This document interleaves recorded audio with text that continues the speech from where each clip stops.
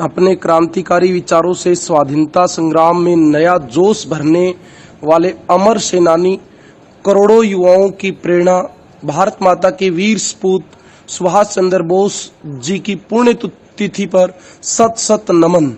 हर युवा साथी ने दिल से वीर सपूत सुभाष चंद्र बोस जी को याद किया। महापुरुष की फोटो लगाकर दीप प्रज्वलित करके पुष्पांजलि के साथ साथ अपनी श्रद्धांजलि अर्पित की। देश के लिए उनके विचारों पर चलने की प्रेरणा ली। यह कार्य श्री अलख आश्रम बहल भिवानी हरियाणा में किया गया।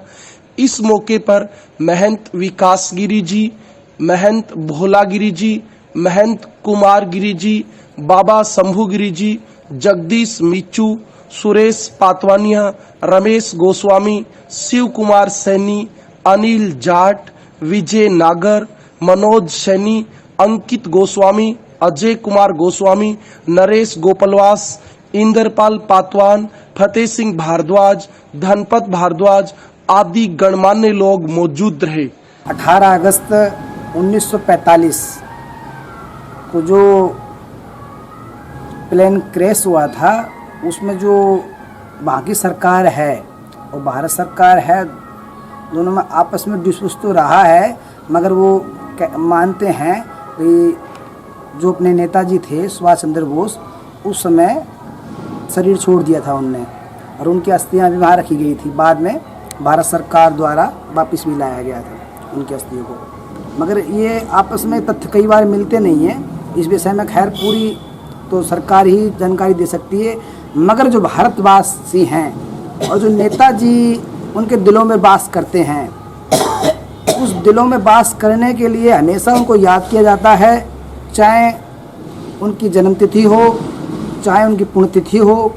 तो 18 अगस्त है आज, तो लोग उनको आज पुष्पांजलि अर्पित कर रहे हैं, अपनी श्रद्धांजलि अर्पित कर रहे हैं, क्योंकि नेताजी के कारण ही हमारा देश आज़ाद हुआ है।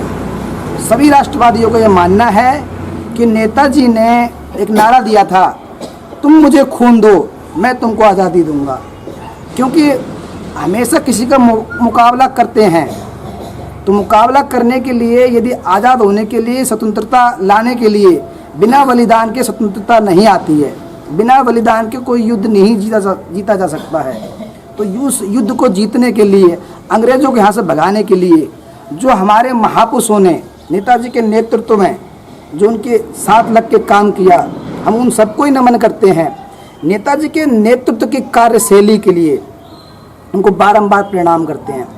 नेताजी की जो कार्यशैली थी, जो मतलब सबको एक साथ लेकर चलने की और देश को आज़ाद कराने की जो उनकी लगन थी, जो उनकी मुहिम थी, उस मुहिम को अंत तक वो लगभग देश आज़ाद होने के बिल्कुल कगार पर लाकर छोड़ दिया उन्होंने। बिल्कुल देश जब आज़ाद हुआ तो उनको ज़रूर याद किया जाएगा। नेता तो बहुत हुए हैं हमारे भारत में, लोग सभी का सम्मान करते हैं, मगर एक जब सुभाष चंद्र बोस जी का नाम आता है तो हमेशा गर्व से हमारा सीना चौड़ा हो जाता है। हमें गर्व है, हमारे ऐसे नेताजी थे। ध्यान, तपस्या, भक्ति में भी लीन रहने वाले थे, क्योंकि बंगाल की भूमि है स्वामी विवेकानंद जी की भूमि, बंगाल की भूमि है स्वामी रामकृष्ण परमहंस जी की भूमि। एक से एक तपस्वी संत, वहाँ के विद्वान संत भी हुए हैं। ऐसे ही एक महापुरुष हमारे नेताजी सुभाष चंद्र बोस, तो उनको मैं आज इस मौके पर पुष्पांजलि अर्पित करते हैं, श्रद्धांजलि अर्पित करते हैं, नमन करते हैं। और सभी युवाओं को, भारत के युवाओं को हमेशा ये सीख बताते हैं, भाई हमेशा हमने सुभाष चंद्र बोस जी से जो राष्ट्रभक्ति थी, उस राष्ट्रभक्ति की प्रेरणा हमेशा लेनी चाहिए। राष्ट्रभक्ति की प्रेरणा लेंगे तो हम राष्ट्र के लिए समर्पण होंगे। राष्ट्र के लिए समर्पण होंगे तभी हमारा देश आगे बढ़ेगा, और देश आगे बढ़ेगा तभी हम उस कगार पे पहुंचेंगे जो हमारा देश विश्वगुरु कहलाएगा। तो इसलिए अपना हित सर्वोपरि नहीं है, राष्ट्र हित सर्वोपरि होना चाहिए। जो नेताजी की विचारधारा थी, उस विचारधारा को सभी लोगों को फॉलो करना चाहिए और सभी लोगों को उनके बताए रास्ते पे चलना चाहिए। जो उन्हें राष्ट्रभक्ति की शिक्षा दे रखी है, उनके बारे में पढ़ना चाहिए।